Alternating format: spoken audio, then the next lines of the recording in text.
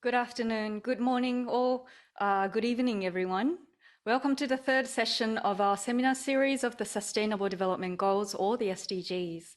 My name is Aya Ono, and I am a Junior Program Manager at ASEAN-Japan Center, and I will be the MC of the webinar today. Now, we're very excited to bring you the webinar on Actions for the Planet, featuring 3 amazing companies based in 3 ASEAN countries. In our second webinar in August, we had Real Tech Holdings, which is a Japanese tech-based impact investor investing in deep tech startups in ASEAN. And what we will showcase today is 3 businesses as impact investees in ASEAN. This webinar is broadcasted in both English and Japanese. And if you're using Zoom app on your phone or a computer, please click on the icon that says interpretation to switch the language. And for your information, the webinar today will take an interactive approach, and so we will dedicate more time on discussions. And speakers share their on-the-ground challenges and solutions or strategies as businesses and impact investors. We'll first have 3 15-minute presentations by each company. And if you have any questions, please feel free to send them through via the chat box on Zoom. And the presentation materials will be emailed to you once you complete the survey, so we'd very much appreciate your feedback. Now, I'd like to introduce you to 3 speakers. And I must say that we're extremely fortunate to have these 3 amazing companies sharing their inspiring stories of their journey today. The first speaker is Libis Jesse from Green Hope. And Libis is an industrial ecologist by training and sustainability savvy. She's currently leading the partnerships and social innovation at Green Hope. Now, Libis, it's your turn. Over to you. The screen is yours. Thank you, Aya. Let me start my screen. Hi, everyone. Thank you so much for giving us the opportunity. This afternoon, it's still afternoon in Jakarta. I hope, it's still afternoon in Asia as well, other countries in ASEAN. My name is Libis. Today I'm speaking on behalf of Green Hope. As you probably know, we are currently in the biggest plastic transition stage. In 2017, the United Nations announced that we are currently not just fighting the climate crisis, but we're also in the middle of plastic waste issues. It's massive. And during this stage, there are a lot of course, we're expecting a lot of emerging technologies, business models, and the conventional plastics industries are currently under disruptions. Also, during these times, there are uncertainties, fear, ego, misinformations, and hoaxes circulating around. And there are policies, trial and errors to tackle this problem. And it is not easy. And we don't know yet until when we can finally win this war. And to win this war, we believe that in Green Hope, there is no single silver bullet solution. And all innovations have strengths as well as their limitations. What is important is to actually understand the local context. It's including the geographical complexity, cultural and behavioral aspects, also economic capacity and viability to apply these solutions in each countries. As we can see here, there are a lot of technology innovations to tackle this problem, including recycling, biodegradable solution, policies including, and each of these have their own strengths and limitations. So what is it? What is the contextual solution? We're talking about circular economy here. It's a concept that is brought in to tackle the plastic waste pollution. What is circular economy? What is a holistic waste management system? It is where to ensure collection and sortation to prevent the leakage, where it is the root cause of this plastic waste pollution problem in today. So the first step is, of course, to reduce, where we cut back our consumption whenever possible by reducing waste as source, by reducing consumption. If this option is exhausted, the second option is to reuse by using an object or material again and again for either the same purpose or another purpose without changing the object structure in a very significant way, including probably we're familiar with reusing our water bottle, lunch boxes, and so on. And if this second option is also exhausted, there comes the third option, that is recycling. Recycling is a recovery and reprocessing of waste materials for use in new products. Today, one of the most efficient recycling system goes to PET bottles, metals, and also glasses, where PET bottles, for example, they are turned back into PET bottles or polyester fiber to be turned into clothes. And what if at the end of life, these three options are already exhausted? There are two options actually: return to earth and recover. Return to earth is once where the material has served its purpose. Once it cannot be used again, they return to earth safely without giving more toxics to the earth. For example, packagings that are not economically viable to recycle, they can use this type of solution or context for the end of life. And this is where our solutions, Green Hope solutions, sit in. And this is where our piece of puzzle contribution. So in Green Hope, our biggest mission to address plastic consumption and waste pollution, how do we do that? We are combining credible, relevant technologies with locally contextualized innovations. And we are actually a social enterprise based in Indonesia. So in Green Hope, we have developed and produced our own proprietary bioresins that are surgically worked with different and credible downstream finished products producers to produce various products, including more than 10 commercial applications. So we have done this for 10 years, and we have gone through more than 7 years of patent process for the US, Singapore, and Indonesia, and we are already exporting to more than 10 countries. To do this, we actually have more than 40 years of experience in plastic packaging, the conventional one. Our core in Green Hope is to co-create. We're co-creating with our partners, including plastic waste converters, for the application of finished products and to enter the market and to educate the consumers. So this is where the social innovation part of it, where Green Hope not just wanting to disperse our technology, but also want to create the social innovation to transform the whole system. Our technologies are already certified with their necessary certifications. Green Hope is backed with strong, diverse, and complementary executions team. Green Hope is co-founded by two co-founders. Here, we've got Mr. Tommy Chiptajaya actually in this forum today. He is social entrepreneur, as acknowledged by SWAP Foundation, by the World Economic Forum. He was a former manager with the Boston Consulting Group. And the other co-founder is the scientist. His name is Mr. Sugenda Tandio. He used to work in 3M, R&D 3M in the US, and he himself has got the 40 years of experience in plastic packaging. So he really knows what are the properties required and also the characteristics of flexible packagings. He's also social enterprise as acknowledged by SWAP entrepreneur. Myself here, I've got experience in sustainability and formally educated in sustainability as well. Everyone in Green Hope, we work together to produce products, technologies, to achieve our mission, and I think to contribute to the Sustainable Development Goals. And the way we do that is by applying contextualized portfolio solutions approach with roadmap towards the future. And what kind of future we're talking about? It's with moving the renewable energy and plant-based trend. The world is currently moving to the renewable energy trend, where in Green Hope, we are utilizing one of the most tropical regions, most abundant and viable local crops. You may know by the name of cassava or tapioca starch once it's turned into a starch.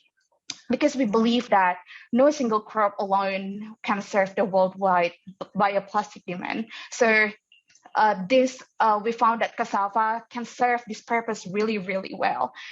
So using cassava, we turned this into our products. EcoPlus, it is the bio-base, it's made of cassava and biodegradable bioplastics.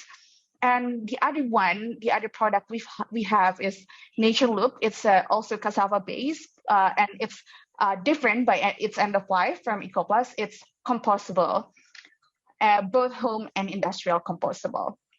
We also did internal environmental assessment towards our products. For example, EcoPlus here, to show that in comparison to conventional plastics, because we're replacing the conventional plastics, that our product is much better. And as we can see here, we're talking about 1 kilogram of resins, that EcoPlus consumes much less energy. It's about 45% less energy. And in terms of emissions, EcoPlus emit around 30% less of GHG emissions in compared to HDPE plastics resins.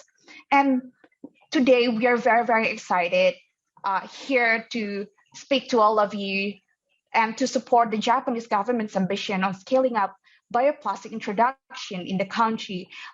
Earlier this year, the government of Japan launched a roadmap for bioplastics introduction. The ambition is really, it is a very, very high ambition, where the government is planning to introduce about 2 million tons of bio-based plastics by 2030. It's 8 years from now.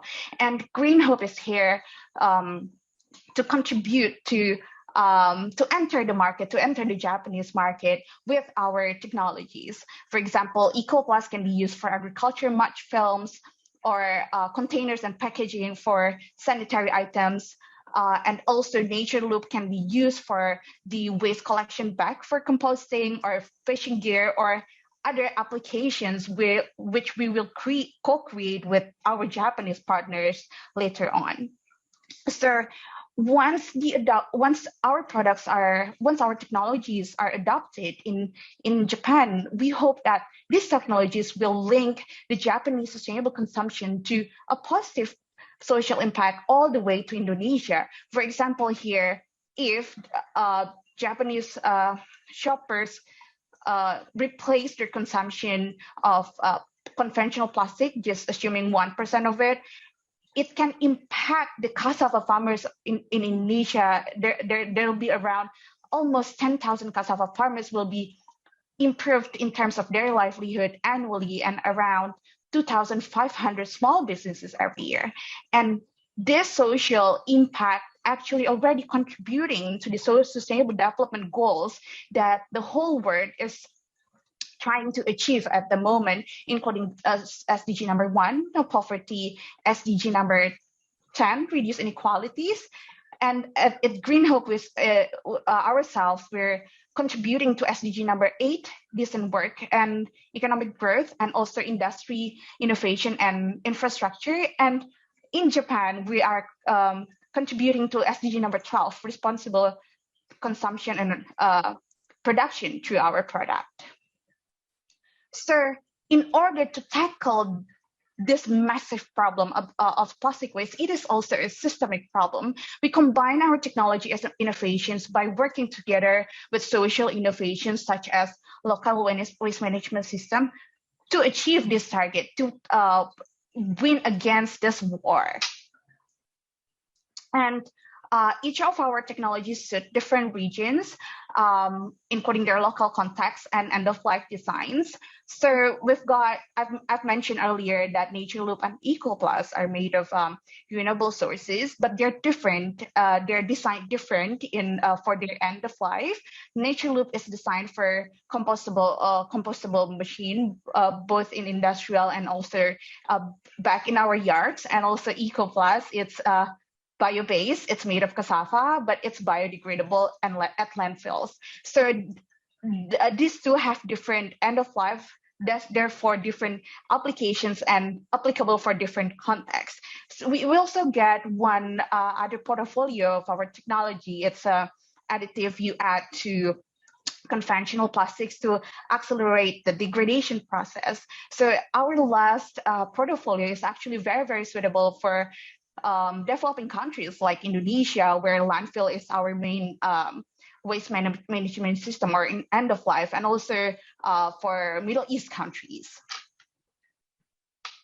And so we've got success stories in terms of our finished products. Once our materials turned into finished products, it's what we want to say here, that our products are ready to enter for use directly. And the easiest application we've got here is the carrier bags, the shopping bags. And even last year, we have developed a reusable EcoPlus carrier bags. We are adding the thickness, the layer of thickness of it, and it can be used repeatedly to 10 to 25 times.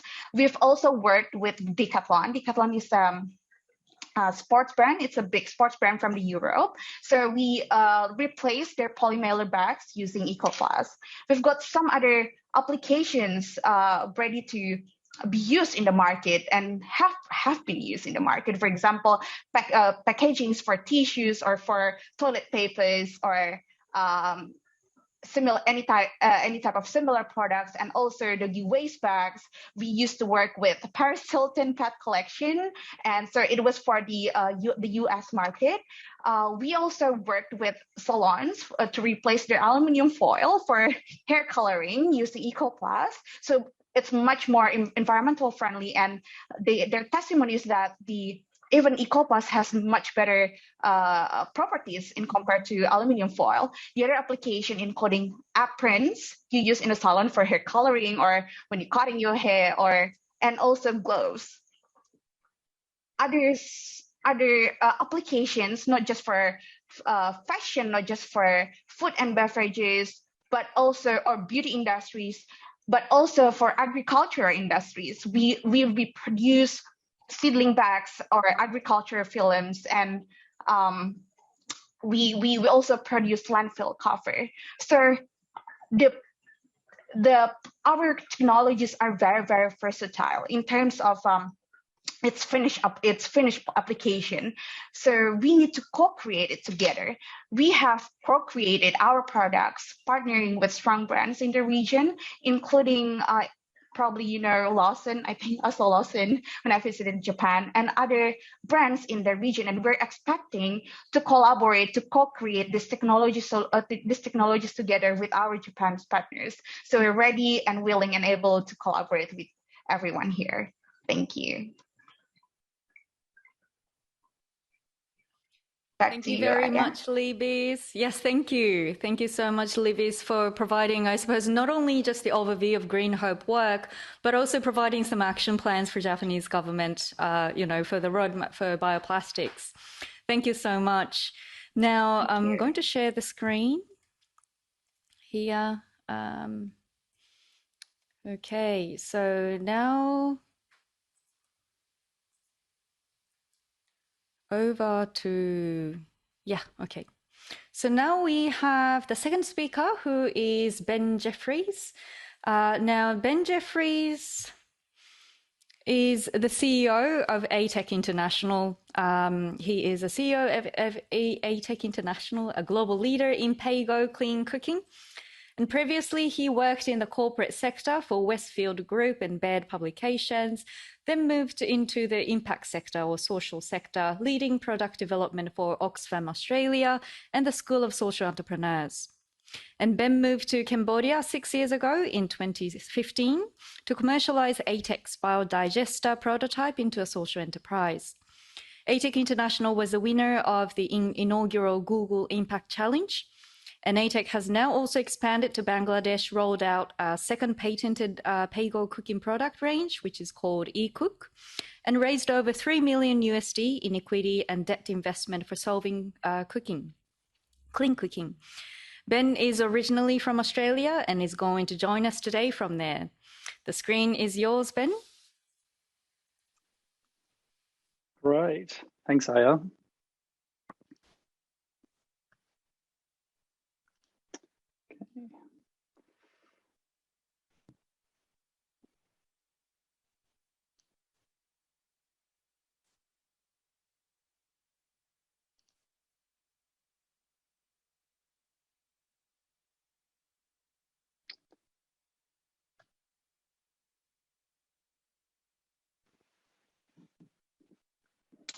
All right, thank you very much.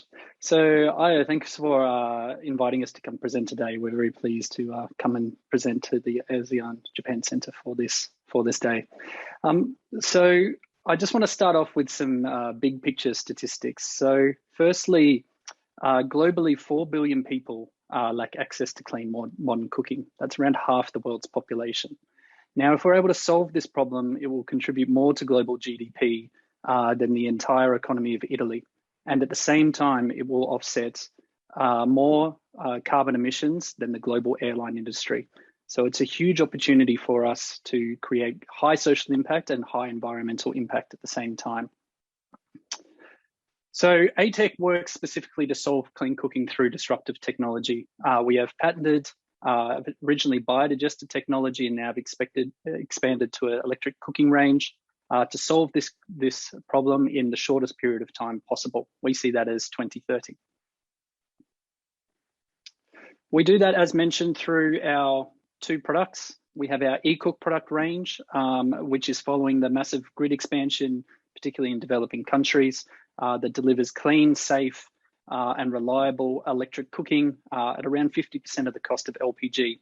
Our unique technology is actually an IoT technology that's able to offer an installment payment plan called PayGo to customers, while at the same time collecting data of usage off the stove, which we can use for customer service, as well as for carbon credits, which I'll mention in a minute. We also have our Biodigester range, which was our original range, which again is a PayGo-enabled technology, enabling people to be able to install the asset at their house and then pay it off over a 2 to 3 year period. So here's one of our Biodigester tanks. This is the ideal solution for small-scale farmers in Cambodia and other countries. We currently operate in Cambodia and Bangladesh. They're able to put their animal and green waste into the system, and then through the natural organic methanogenic bacteria in the system, it breaks it down into 20 tons of fertilizer, and then gas just like LPG for cooking, as you can see in the kitchen here. The eCook range, which is our new product range, is a grid-connected product. We're potentially doing a solar version, a small-scale solar version in the future as well. And this to us is a very exciting product range that we see, particularly with the grid rollout in many developing countries, as the ideal solution for the majority of the market moving forward. It offers, as I mentioned, clean, safe cooking, while at the same time being able to provide improved customer experience through the data, being able to track your electricity usage, and at the same time, we can use that data to generate a secondary revenue source, which I'll touch on in a minute. So pulling this together, what's unique about our product range? ATEC has designed and patented a unique product range that is both PayGo and IoT enabled. So what that means is two things. Firstly, our product is able to be able to pay it off in small monthly installments. Some of you may be aware of companies like Afterpay, which do a financing option for a variety of products. ATEC offers what's called embedded finance products. So what that means is people can pay it off in installments. Then if they don't make that payment, it actually switches off until that next payment is made. And that's all done through a API integration with mobile money providers. So this is an ideal solution to be able to get these life-changing products into the hands of customers who often don't have credit scores or access to traditional banking. Now, the beauty of this product range as well, particularly with clean cooking, is through solving this problem, we're actually offsetting significant amounts of greenhouse gas emissions. And ATEC, through our networks into Europe, into the corporate sector, are able to monetize those credits as a secondary revenue source. Moving forward, we see that actually the majority of both the revenue of the profit of these products will actually be coming from carbon credits rather than the sale of the products. So our ability to be able to use some of this carbon credit funding, which can go from anywhere from 5 years to 15 years to offset the cost of the product to the customer, means we can actually transition a large amount of the population in these countries to clean cooking at below market prices, and then bank on the carbon credit revenue coming off the IoT data through up to the next 15 years off the product. We're able to do this through our supply chains, and this again is one thing that really helps with having the product range we do that is mobile money enabled, where you pay in small installments. It's a product that really aligns itself well to be able to be sold through an e-commerce approach, which we've seen particularly since COVID, and our key markets, Cambodia and Bangladesh, has absolutely exploded as a preferred choice for people to be able to buy products. Cambodia now has more smartphones than people. Everyone is getting digitally connected, which is excellent. E-commerce still struggles a bit as far as the payment mechanisms in a lot of categories, but through our in-house e-commerce approach, we do it all in-house with our marketing partner, Harvey, out of Australia. We're able to ship the product to the customer. They only have to put down $5 or $10 on delivery of the product. They're able to start using the product and then just pay it off on a month-by-month basis. This is a great way for people effectively to try before they buy with the product range. We then have Engaza as our payments management provider out of San Francisco, which then helps us to monitor and ensure that payments come through for us into the future. We have a very strong track record. We operate in 3 countries, Cambodia and Bangladesh, where the majority of our staff are, and some support staff from Australia, have over 10,000 customers and then 50 staff across those countries. And very much we see that people want to be able to solve this clean cooking problem. It's just getting the right quality and right price product in front of them. And we believe that ATEC can provide that to these customers. Here's just a bit more track record on our background. We have been around since 2016 in Cambodia. And as you can see here, and I'm happy to go in more details in question, we have very good portfolio performance on our PAYGO portfolio as well. This is our team. We have a great team across multiple countries. We have out of 50 staff, 44 of them are Cambodian and Bangladeshi nationals. And we have a strong board and committees to support us in governance and ensure effective running of the company. And this is the big one for us, is we're able to deliver these significant impacts on the SDGs. When we started looking at ATEC and what we do or where we could go, we saw that really solving clean cooking is the highest impact single technology solution that can be achieved over this decade. It literally hits half of the SDGs across the area. And it's the clear one that stands out that can deliver both a high social return, a high environmental return, and a high financial return at the same time. So this is where ATEC is and where we want it to go. So we're currently expanding out with the e-cook range. We want to be able to see this getting up to over $100 million in revenue towards the end of this decade. We are doing that through expansion in Cambodia and Bangladesh, and then we're raising further equity to expand to at least another 2 countries from 2022 onwards.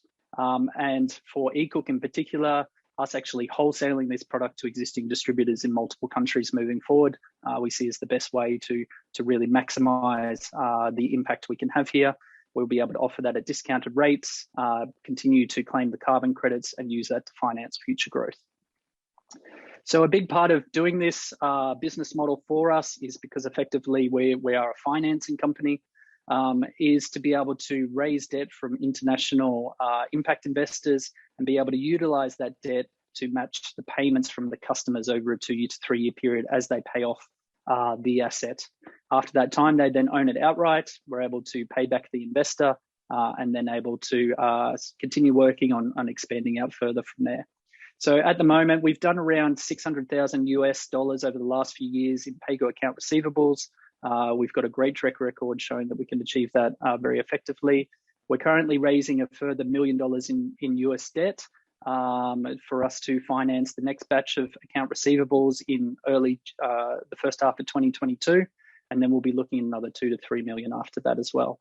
So we're very much keen to speak with any debt investors. We're particularly interested in looking at how we could potentially build relationships with banks who are looking to achieve a sort of ahead of market financial return, while at the same time delivering high social and high environmental outcomes at the same time.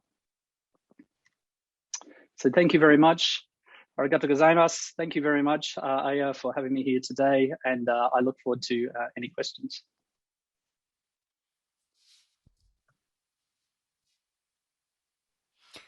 Wonderful. Thank you, Ben. That was really like a data punch. Thank you so much for such comprehensive information presentation about your business. And yeah, it would be great to also have discussions together later on. Okay, so now moving on to the third speaker. So that's Miss Pavini from Bioform. Just a moment, please. Okay, so the third speaker, Pavini from Bioform from Thailand. Pavini co-founded Bioform in 2014, along with two other co-founders who will later join us in the discussions today. Bioform produces 100% biodegradable material, dining ware and disposable ware, with a vision to make the world a better and safer place for us and the next generations to come.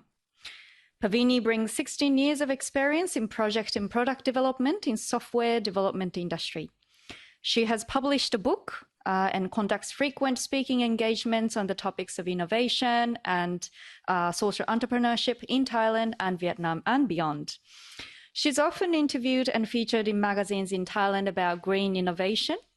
And in 2019, Pavini received an Outstanding Woman Award in the field of environment support from a non-profit organization in Thailand.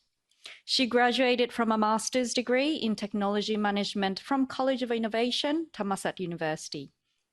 Now over to you, Pavini. Thank you. Thank you, Dr. Aya-san.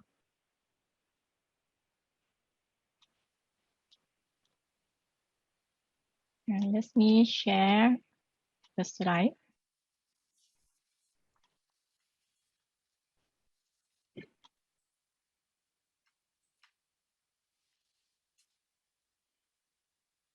Okay. Thank you, everybody, to come here today. We are Bioform. Now we made not only one product segment. We start from the dining ware and packaging that made from the biodegradable material. And right now we come to make our own formula biodegradable plastic material ourselves, and with our own certified laboratory test. We come with a vision to make only the material that's good for environment and for the society, for the better future of the human. And as everyone knows, the problem of the plastic dispose time is very, very long time. So it's a problem. Actually, it's a huge problem for the environment, not only for the landfill, but also any source of the water like the marine and sea and ocean. And right now, our formula EcoPlus can make the product like the PET, PE, PP, and PS. That is the most kind of the plastic for the plastic factory in plastic industry. That this is the example product that we can make right now. For the market size of the bioplastic around the world, this is the data on 2018. Right now we focusing on two industry segment in the highlight, but some of the list is we are trying to expand in some factory in Thailand, and also plan some Japanese factory in Thailand too. And this is the USP of our formula for EcoPlus. Is the plastic light, so it's not only to reduce the plastic problem with the 100% biodegradable, but also can apply for any kind of the plastic production process between its recyclable. And the quality and the shelf life equivalent to the conventional plastic like the petroleum-based plastic with the affordable price, just 30% or 40% more expensive than the general plastic. And this is another kind of the material segment of our formula is the Bioplast. This is the plant-based bioplastic that made from PLA from sugarcane.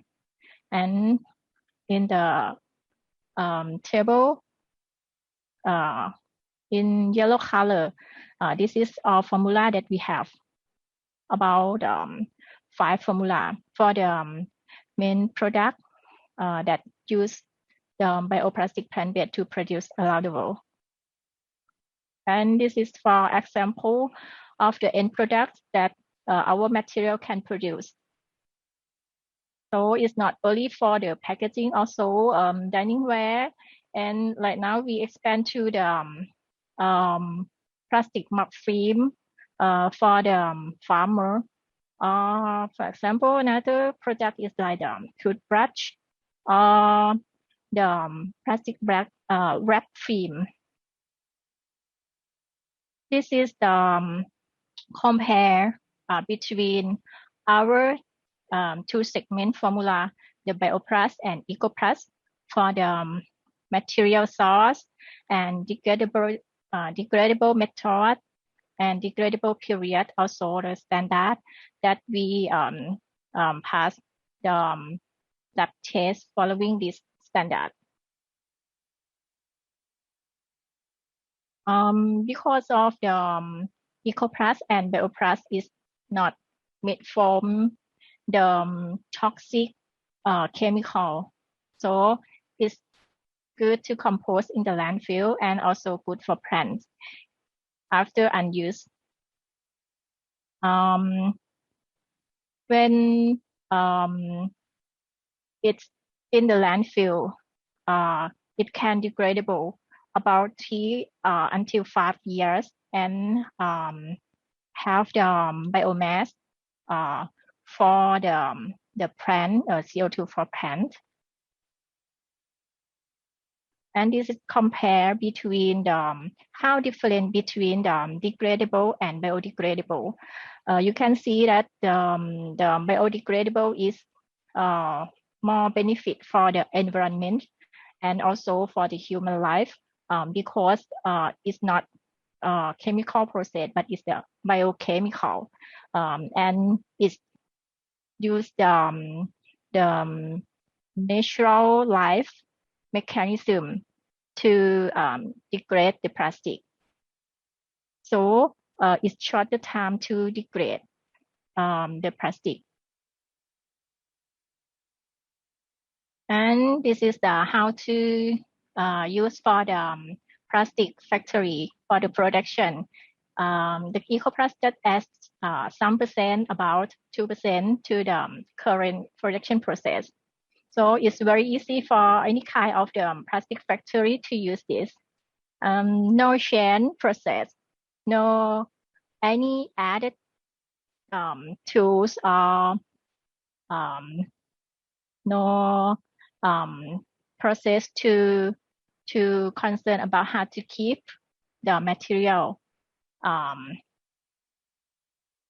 before the production or after the production, because it's the plastic light. So everything is similar to production process, like normal plastic. And this is the mechanical to test the standard for this kind of the material. Because of the biodegradable plastic have so many ISO or ASTM for the standard to test the biodegradability. This is the ISO number to test this kind of the material. And this is the lab mechanical to measure the biomass, like the carbon dioxide, H2O. And because we not only focus on the material, but we focus on the social impact also. Right now, we have some collaboration with the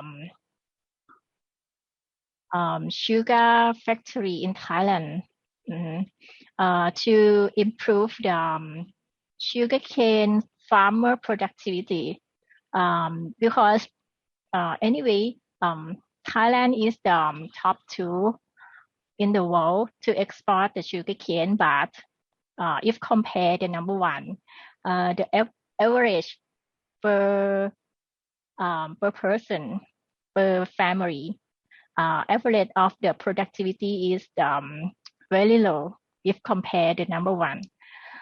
So we have the project to collaboration to improve the productivity for those farmers. And for the material, we have the 2-segment formula at I refer.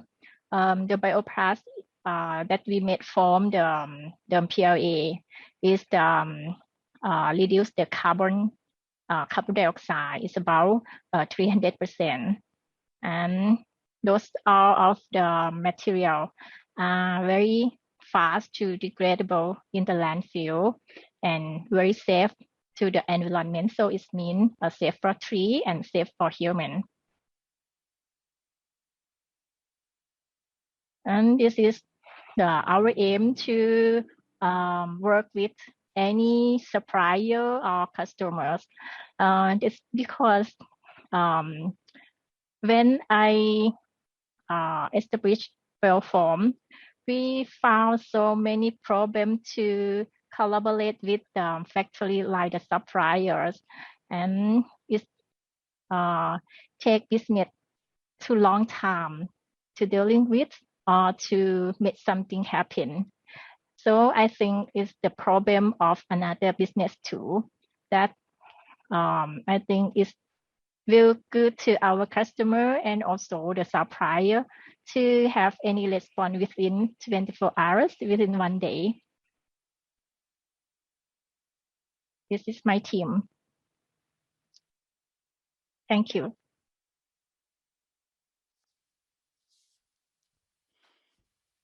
Thank you very much, Pavini. It's really great to hear from all 3 successful businesses from ASEAN, from biodegradable toothbrush to shopping bags and biodigester and e-cooking, I suppose, technologies. It's really wonderful to see all 3 business companies as potential impact investees. And we now have, I suppose, about 40 minutes. Nearly 40 minutes for Q&A and discussions. And this session will be very interactive today. So we hope you can feel free to join the discussion by popping the questions up on Zoom chat. And we have 4 additional discussants today from 2 of the businesses illustrated, featured today. So let me share the screen again. All right, so 4 additional speakers or discussants joining this session. From Green Hope, we have Tommy and Puspita. Tommy Jiptajaya is a co-founder and CEO of Green Hope. And Tommy is a social entrepreneur who was recently selected as top 100 visionary leaders by Real Leaders magazine. Tommy received an MBA with honors from Booth School of Business at the University of Chicago and spent some time studying poverty and development economics at London School of Economics. And together with Sujianto, another co-founder, he was selected as Schwab Foundation's social entrepreneur from the World Economic Forum. And Tommy also received scholarship from Harvard University and Schwab, David Rubenstein's program on delivering social impact at scale. And secondly, we will have Puspita Sobijantoro, and she's currently working as a green business consultant to be the brand owner's partner for packaging development. Puspita is in charge of business and people development, and she believes in bioplastics as an alternative solution to reduce dependency to fossil fuel-based products. And from Bioform, we will have 2 additional discussants. And Dr. Jaroen Atitya is a co-founder of Bioform. And Dr. Jaroen dedicated over 3 decades of his career to leading large enterprises in defense, energy, and IT industries in the Far East. In being educated in the US and Europe and exposed to Silicon Valley companies, he established Cloud Data in Thailand and built global partners. And more recently, he dedicated himself to building the ecosystem of startups and innovation by supporting startup initiatives in other countries such as Israel. He co-founded and supported a few startups, incubators, accelerators, and capital investment ventures, which are all involved in the innovation domain. And finally, we will have Prun Ansvanada from Bioform. And Prun is another co-founder of Bioform and who is also engaged in diverse initiatives. His interests lie in multidisciplinary collaborations in infrastructure, industrial, and rural developments in underserved areas. He leads several organizations, including the International Christian Union of Business Executives, and serves as an advisor to Thai government bodies and leading business entities on economic policies, natural resource management, educational development, and agricultural technologies. Okay, so that means we will have 7 people in the panel today for discussions. Let's start with the first question. Now, we will have 3 questions raised in advance by participants, and we'll firstly go with this question. And it's a COVID-related question, and it's a question to all of you. Okay. So how has the way you worked with your clients or customers changed as a result of the pandemic? Can we start with Green Hope, please? We'll go with the order of the presenters. So, thank you, Aya. So we've got Mr. Tommy and Puspita here.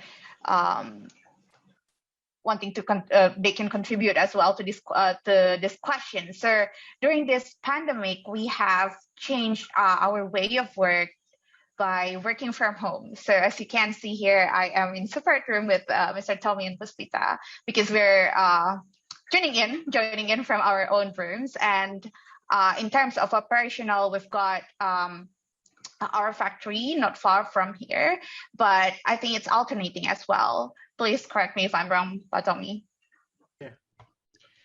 Yeah. So we try to definitely, it's very important to help the government and all our team members to make sure everybody's safe. So we try to separate the team. So the factory team with the office in downtown team meet as minimum as possible. We try to do everything necessary, taking shifts in terms of work from home and work from the office. Another thing that is important, we are grateful that Green Hope has the core technology, and then we can, because the application varies, so we can adapt to what's changing. When our exposure to shopping bag, for instance, the sales and revenue actually got threatened because of the lockdown sense. But we have a new application for food and non-food packaging, for the bubble wraps and everything that actually augment that. So we kind of adapt our application portfolio as well. And if some of the Indonesian number becomes softer, then our export number actually quite okay. Like Vietnam numbers are quite healthy. So we're grateful about that. But we continuously need to be cautious, but at the same time, hopeful and optimistic. Yeah. Thank you very much. Now over to you, Ben, from ATEC. Great, thanks, Aya.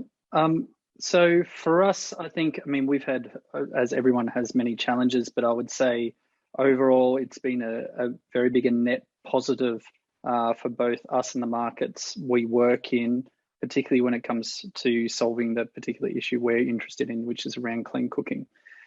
So there was already a couple of trends that were underway. One was the electrification of these countries. Cambodia currently stands, when the pandemic, or just after the pandemic, was around 80% electrification. Bangladesh was 97% electrification. And the other big trend had been the access to information through the spread of smartphones to pretty much most households across each country. Now, the interesting thing there is e-commerce as an approach really was not something very common prior to the pandemic, and people were still very much in the traditional go to the local town and the local shop to see what products you could potentially purchase to improve your life. So they had a very limited exposure of what could be achieved, and that's dramatically changed with the pandemic. Those two macro trends I mentioned have continued increasing in the countries, and at the same time, people are now seeing that e-commerce is now becoming a standard part of ways to transact, and that's opening up a huge new world of sort of cost-effective opportunities for these people and a huge business opportunity as well. So for us, that's been the biggest positive overall. Our sales have shifted more and more to e-commerce and call center based approaches that don't require people traveling or traditional brick and mortar shops. But that's brought with us a scale to be able to solve the problem that we're looking to solve at just such a larger scale than what was possible previously. Great, thank you very much, Ben. Okay, now over to Bioform, the team of Thanks, Bioform. Dr. Aya-san. Well, I think it is always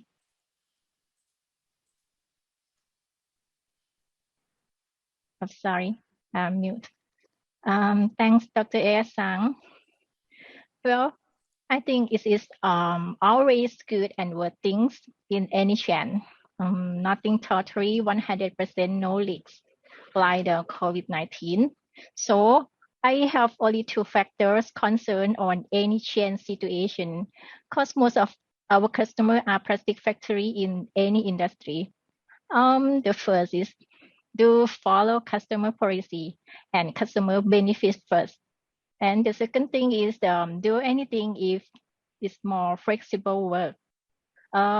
Because we start Bioform with the startup model, but we work as SME, trackingable and measurable in terms of the impact and customer benefits. So we should have something that's not too much concern. So I have only these two factor concern. Thank you. Thank you. Actually, the second question was about something that you all mentioned already, strategies or initiatives you're already taking to ensure successful operation or comfortable work environment. So I suppose we can perhaps skip this question and move on to the next one. The next question is about Japanese government or companies. Do you wish, or is there anything that you wish to seek from Japanese government? Anything that you would like to see from Japanese companies or government? Now, Green Hope. Okay, thank you. So as I mentioned in our slide previously, that we hope that we can work with the government in contributing to their bioplastic introduction to the market. So we are currently looking for the right partners to work together to introduce us to bridge Green Hope with the Japanese government. Thank you. I so I suppose, sorry.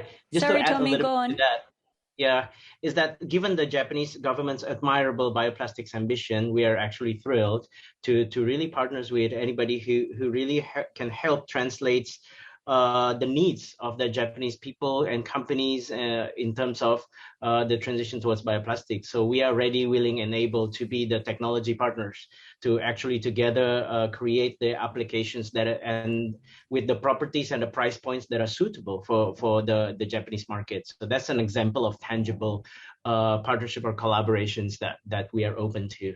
Yeah. Thank you so much, Dr. Aya. Thank you. Thank you for also showing the tangible examples of collaboration. So technology partners. Thank you. Ben, do you have anything or anything else? Yeah, I think there's three key points I'd like to talk through. They're all effectively capital related points. We have a wonderful range of investors and partners around the world, but we don't currently have anyone from Japan, and we'd love to work with people from Japan. I went to Sapporo University myself in university time and have a strong personal link with Japan, so we'd love to see some to be able to look at some opportunities with Japanese government and companies. For us, there's three key areas. Number one, we have this ongoing debt investment need for our PAYGO products, as I outlined in the presentation. We're able to offer solid financial returns to debt investors with that on a principal and interest basis, plus then that fact that brings high social and high environmental returns as well. We'd love to be able to build relationships with banks who are interested in that triple bottom line, or larger impact investors who would be interested in contributing to that and helping us grow over the next few years as well. The second part around that, which may be a slightly more government-related point, which is for us to continue that growth and expansion and attract capital into ATEC, being able to look at sort of incentive structures for capital, such as guarantees, or other structures that help to de-risk that investment, will help us to be able to scale out these technologies faster and better. So that's something we've had a chat with the US government and the Australian government about, and we'd be very keen if that was of interest, be it philanthropy or be it government or financing institutions in Japan would be very interested in that too. The third point, which is probably one of the most exciting ones for us, is we're all globally transitioning to this net zero global economy. A big part of that for many, particularly Japanese companies, is to look at purchasing carbon credits to be able to offset emissions while they undertake that transfer. That's a big part of our business model. So we're very interested to speak to any Japanese companies that are looking at purchasing and looking at long-term commitments towards purchasing carbon credits. And we have that registered through Gold Standard, which is the leading international carbon credit certification body, and would be very interested to talk to anyone interested in that. Great, thank you. Ben, I think you also partly answered the question in the next slide. So thank you very much for kind of preempting a little bit. So you mentioned about banks and talking to the government and Japanese companies and actions for offsetting emissions, and discussing your business model in, I suppose, for net zero carbon emission. Okay. Thank you. And Bioform, please. Thank you, Dr. Iya-san. Right now, we have an exclusive agency in Japan just some months ago. We're talking about Bioform since 6 years ago with this company. And right now, we both are helping to make understanding Japan market actually need to develop some specific formula for them. So what I would like to say is, please open and embrace for biodegradable plastic material from Thailand. Not is because we are made in Thailand quality, but we will do everything to serve market need like we're doing in Thailand. Also, for example, right now we develop the formula, the plastic mug film for Japanese farmer, and some brand of the toothbrush in Japan. Thank you, Pavini. So I suppose you sort of touched on the policy as well, which is in the next question in the next slide. All right, thank you. So moving on. Moving on to the next slide. Okay, we will have 4 questions for discussions in this slide, and these are a bit bigger questions, I would say. So it might take a bit of a more solid, longer answer to these questions. The first one is, as an investee who gets their hands dirty to make impact happen, what are the biggest challenges and possible or already devised solutions in the context of the country of operation? So again, starting with Green Hope in Indonesia. I think whenever we talked about ESG or sustainability, then we're naturally talking about system change, right? It's not enough to change one part of the system, but doesn't change the other, or sometimes it can create unintended consequences. So the key part of system change is really how we can collaborate with many different actors in the value chain. That is one of the challenging part. And we in Green Hope learn a lot about that. We learn, one, we need to really, I often say, less ego, more eco. So set aside our ego. We are only a tiny piece of the solutions to the entire puzzles. You know, there's a reduce, there's a reuse, there's a recycle, there's a return to earth. But each of the R doesn't need to compete or talk bad or nullify each other. Each of the R can be optimal to a certain set of waste types. But not the other waste type. For instance, PET bottle is already great and close to economically viable to be recycled. But there's a lot of films and film-like materials that are not economically viable to be recycled. That's where we use also biodegradable, not only the bio-based part of things. So that thinking about the big picture and have a roadmap, and each of the components can work with each other well, as opposed to confusing the market messages and all that stuff. That is part of the challenge, really, to really clear up and make a coherent sustainability story. And each sustainability story within each country can be different. A country with an incinerator like Singapore that's got no land, the end of life, they incinerate everything, just the leftover they put into their ash put into landfill. Very different than Indonesia, which has 17,000 islands and 500 landfills, right? So that's the challenge, the collaboration, how we can be less ego, more eco, and stitch together the solutions well with each other. Thank you. I especially liked what you mentioned just now about less ego, but more eco. That was wonderful. Thank you. And more collaboration, of course. Now, Ben, please, over to you. Yeah, thanks. I believe I've touched on some of these points already before a little bit, but just to summarize it together, I think particularly when we're working in emerging markets, particularly somewhere like, say, Cambodia, which is economically one of the least developed countries in Southeast Asia. It's that things do take time, particularly to get up and running. Things can be slow, particularly in those initial stages.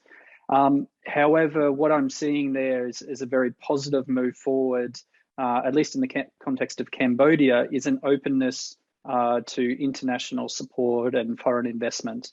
Cambodia, relative to, say, Bangladesh, where we also work, is a relatively easy country in which to be able to operate for the movement of capital, for being able to register a business, etc. So it's not without its problems, but they're at least trying and see the value of bringing in foreign direct investment into the country.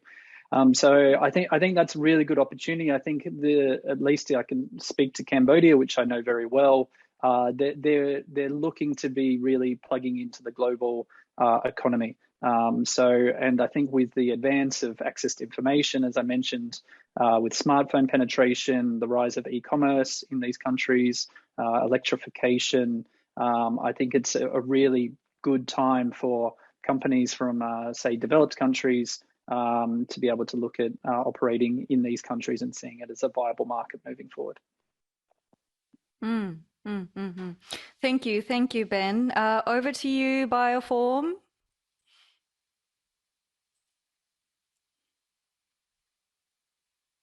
Thank you, Dr. Aya-san.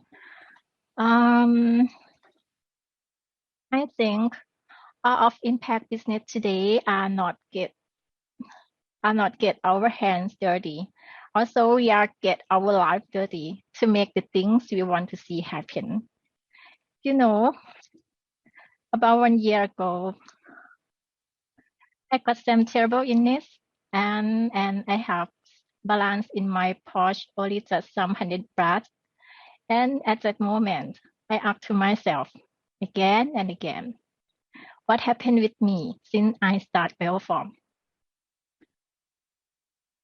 We have both convinced each supplier and deep understanding their requirements for end product property needs until we find some who is willing to explore with us. Then we find real need from customer by customer to develop our formula to match our clients, because we know that it is the only way to help them grow. Then we grow. It is just we are not actually understand our customer enough at that time. And something is more difficult, but we can do. It is only because this is my decision to work on. And right now, we have some biggest factory in that industry, which we are collaborate for new formula development with them. Thank you. Thank you. Thank you, Pavini, also for sharing your very personal journey here. Yeah, I suppose it does take time, but also it can, it can sacrifice your health at some point as well. Yeah, so thank you very much for sharing that, your story here. Okay. The next question is, do you have any recommendations for impact investors in Japan and ASEAN to bear in mind when they invest in ASEAN countries? And these are the examples that we can also talk about, which include logistics, currency issues, language, link with governments, etc. Any recommendations from Green Hope? If I were on the investment side, which I've done in the past for on the behalf of an Indonesian conglomerate, I would look for, if we are talking about sustainability, I would look for sure where the founders, right? The founders quality. That's part of the usual due diligence. But beyond that, I think the deeper, whether the company and strategy have deeper understanding of the system dynamics of that sustainability. Because sustainability, we can have the best technology, but if the social innovation part, the behavior change, the brands, the converters, if those factories or those people or the government don't get it, we won't be able to sell. So having that understanding about the system dynamic, therefore where the technology will fit, is actually very important, that I thought is a little bit unique in this space compared to other space that are already with products and technologies well understood. But right now, because there's still very turbulence, the transitions, that part is very important. The ability for the company to be part of, to be versatile, to be able to work with government, NGOs are also important for the viability, scalability, and the long-term prospect. And of course, the appreciation of how can we combine global best practice with the local wisdom and local materials, because green is also about local materials, local wisdom, local productions. That's what create the best sustainable impact. Those are probably some of the stuff that are unique in the sustainability space. Yeah. Thank you, Tommy. Over to you, Ben. Thank you, Aya. If I just run through those points, I think what I mentioned before is that it can be a bit slow to get things moving, depending on any local complexity that may happen there. I think Cambodia does have some. One of Cambodia's biggest challenges is it's a very small market compared to other markets like Indonesia, Philippines, in Southeast Asia. So I think that is a bit of a challenge in that it is a significantly smaller country. However, I think it does have some attractive advantages to it for investors. I think, number one, it has quite a strong history around working internationally, of trying to, obviously from a development perspective, first of all, but being quite business friendly these days as well. Its currency, the Cambodian riel, is effectively dollarized, which provides a rate of stability. We actually transact even with our customers in Cambodia in US dollars. So there's no currency exposure if you're happy to transact in USD. The level of English language is quite high as an international language, so that's quite helpful as well. I'd say where I've seen a few challenges before is trying to work directly with the government for international, be they investors or companies or whatever the case is. The government's moving in the right direction, but I think there's still definitely some challenges if you're trying to work directly with government. However, I think there's good opportunities, not just in Cambodia, but across ASEAN of working with social enterprises or startups or whatever it may be to really get access into those markets and deliver returns to those impact investors. Great. Thank you very much, Ben, for providing also some of the examples of experiences that you had in terms of the government. And Bioform, please. Thank you, Dr. Ayasang. I would encourage every plastic industry in Japan to use the eco-plastic material to create impact together. I would like to say, are you really impact investor?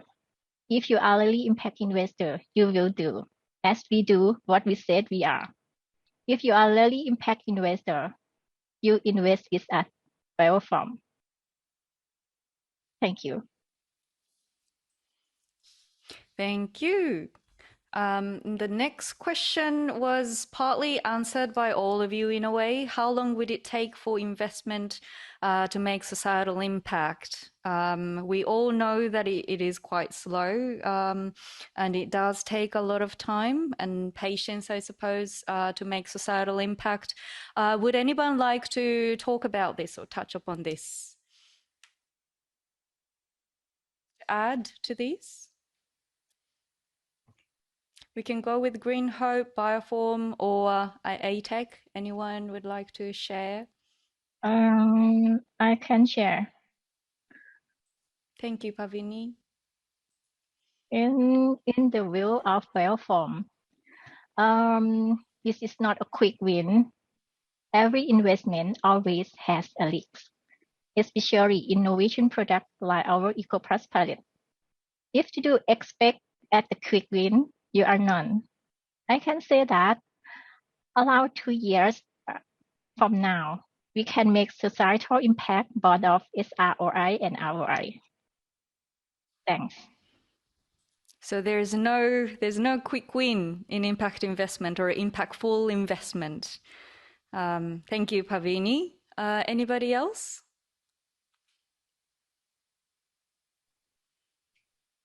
I think just from our side, sorry, I think yes, the Tom. impact, because from the get-go, we try as much as possible. The business model has more direct social and environmental impact, right? The impact with Green Hope is that immediate, because our product has immediate, tangible biodegradability properties, right? For every tons that we actually push to the market, there will be less ton of conventional plastics that are not economically viable to recycle that will hang around for 50 to 100 years or to 500 years, and most of the time in microplastic stage, right? So impact is directly proportionate to our industrial output.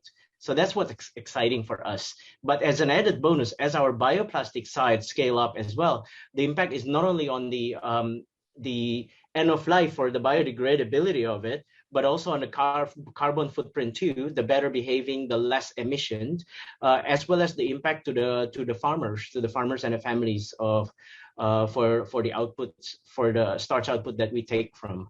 So that is a Green Hope business model. So as we scale further here with partnership and more investments, the impact will be scaled up further.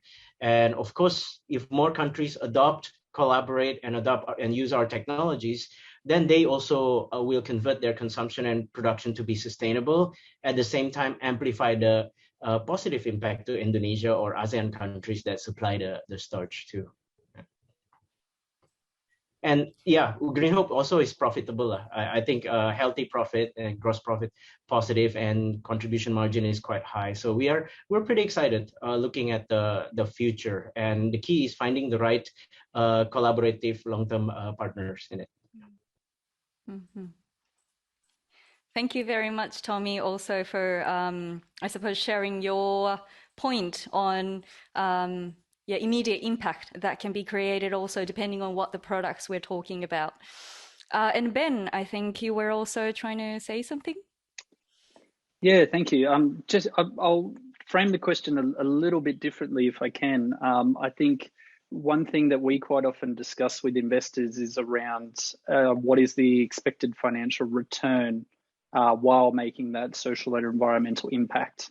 And I think that's a good one to discuss. I think if you're looking at debt opportunities, if it's a principal and interest structure and a straight line payment, it can be fairly short term. I think the main question there is obviously we're working in markets that the normal commercial market hasn't been able to serve or solve. So to expect commercial financial returns while achieving high social and or high environmental impact and working in an emerging market all at the same time is a pretty big ask. So I think making sure that investors realize there is a little bit of a trade-off there, and then that means if we're able to say, for example, secure cheaper debt, then we can pass that saving through to the end user or use that saving to invest in more growth. On the equity side, I think it's quite an interesting one in that I quite often see from a couple of rounds that we've raised that there's often an expectation of, say, a 5 to 7 year exit, which can be achieved, and I applaud any social enterprise that can do that. But quite often to achieve an exit, it does take time. I mean, even in the commercial sector, I mean, you're looking at a lot of investors who are looking much longer than 7 years. They're looking maybe a 10 to 15 year exit from an equity perspective. I mean, you look at something like Tesla. Tesla took 18 years before it was profitable. Facebook was 9 years before it was profitable. So I think there's definitely a realistic view that sort of not only can that return be achieved, but that like being there for the long term, have that patient capital approach, which is common in both impact investment and even in the VC world as well. So that's my thoughts. Great, thank you. That was quite a lot of points that you raised, and one of them was trade-off, which I think we didn't really mention, but I think it's also quite an important point when it comes to impact investing, trading off financial and societal parts. Prune, I see that you're raising your hand. Yes. Yeah, I Please would go like ahead. to. Thank you. I would like to add to the idea of impact investment. Actually, I think the impact investment is an extension of investors who have certain belief that they want to put their money to create a change in the world, and one of that is based. I think we should use the word faith.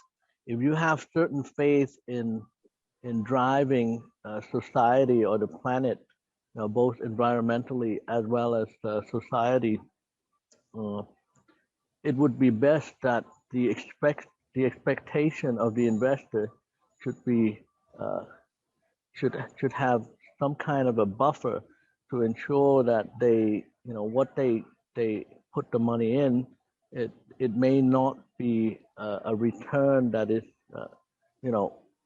both financially, but they have to have some kind of a measures that to see that their investment has been put in the right way, and see that other than the actual financial return, there are certain impact that can be measured, in a broader sense, rather than just pure financial measures. So this is just the point I need to make.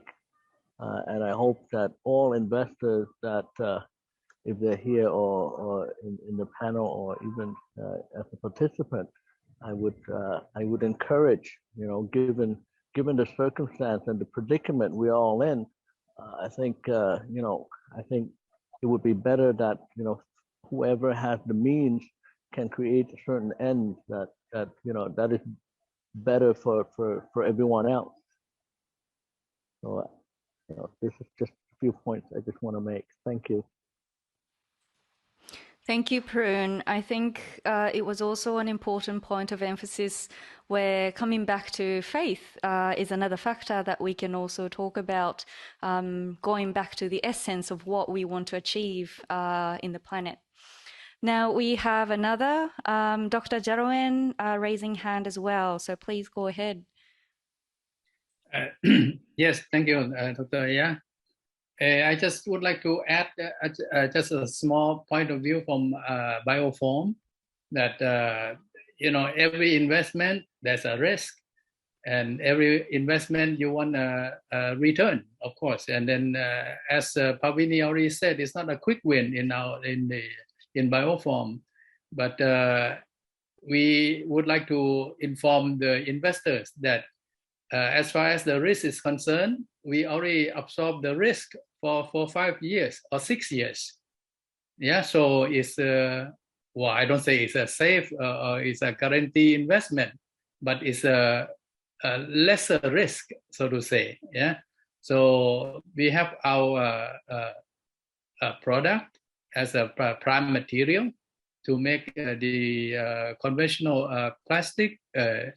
To compete with the conventional plastic, in all kinds of forms. So with our pellets, with the EcoPlus or BioPlus, you can always make anything you can dream of in plastic. So, and then, you can come and try a POC with us, and then we are happy to talk with you about any product in plastic that you want to explore. So in final words, then we already took risk from the investment on your behalf. Thank you. Thank you very much, Dr. Jaroen. Now it's actually about time to wrap up. We have 5 more minutes to go. Now, would you like to say any few last words? Anybody?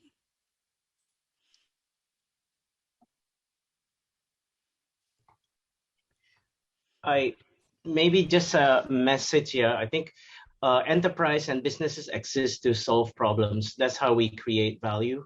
The bigger the problem is, the bigger potential for value creations. And I think that we are sitting on with respects to plastic waste pollution and sustainability, even the broader sustainability, climate change, we're sitting in a transitory mode. I think and we all need to migrate to the new world, and we all need to work together. So people who have businesses as part of the initial status quo, for lack of better words, need to together work and move to the new world as well, and start the roadmap towards that. And then we can collaborate together. If a big chunk of people refuse to join the new world or move to the new world, then it's not going to happen. We won't have enough traction. So all of us need to be successful together to move to the new world. And I think a lot of the people, some of the companies, even in Europe, is happening, who refuse to move to the new world will be part of the history. And then whereas people, we can together create the better world together if we all collaborate and start it now. And it's never late. Better late than never, right? Better late than never. So, and the time is now. Thank you so much. Thank you so much for listening our conversation, and thank you, Dr. Aya, for facilitating awesomely. Yeah.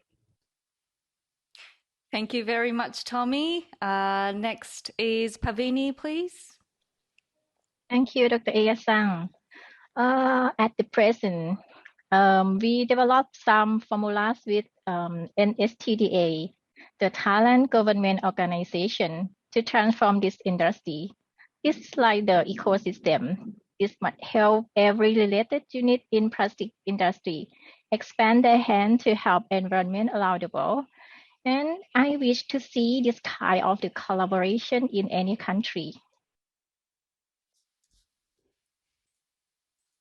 Thank you. Thank you. Thank you, Pavini. And over to you, Ben. I think what the guys have said so far on the panel has been summed it up very well. So I don't know if I have much else to add. I think, yeah, overall, I think we're at a very exciting time. I think Southeast Asia in particular, ASEAN, has come a long way in recent years. It is one of the highest growth areas in the world, but I think it's only really just getting started, and it's going to be a very big decade for Southeast Asia. And I think we'll not just see sort of great development from a financial perspective, but also from a social and environmental perspective. So I think probably my advice is, doesn't matter too much how you get involved, but just get involved in Southeast Asia, because I see it as one of the most exciting regions in the world. Wonderful. Thank you so much, Ben. I suppose on that note, we can conclude this webinar. So thank you very much, everyone, for staying on till the end. I suppose with all three companies illustrated today with powerful narratives and value-added products, it's now clear that ASEAN is a highly dynamic growth area, as Ben said, and that ASEAN is indeed an exciting and great location for many impactful investments.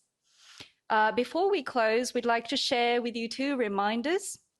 Once again, the presentation materials used today will be emailed to those of you who complete the survey questionnaire.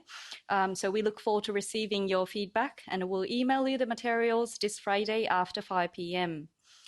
And secondly, our next session of the SDGs seminar series is on social impact management. And in particular, we will touch on the introduction of the SDGs impact standard, which is something I suppose we're all interested in. And we will have Mr. Ken Ito, the Executive Director of Social Value Japan, who's been engaged deeply in the work of the UNDP on SDGs Impact Standard. Here it is. Okay, so we will have that on Monday, October the 18th at 2 p.m. Japan time. So please do make sure you lock it in your calendar today. And we look forward to receiving and having you join us next time again. All right, so that's all for the webinar today. Thank you very much, all of you from Green Hope, ATEC International, and Bioform Thailand. Thank you very much. We'll be seeing you hopefully in 2 weeks' time. Thank you very much. Please stay safe, everyone, wherever you are. See you next time. Thank you. Thank you. Thank Thanks so much. you. Thank you. Thank you.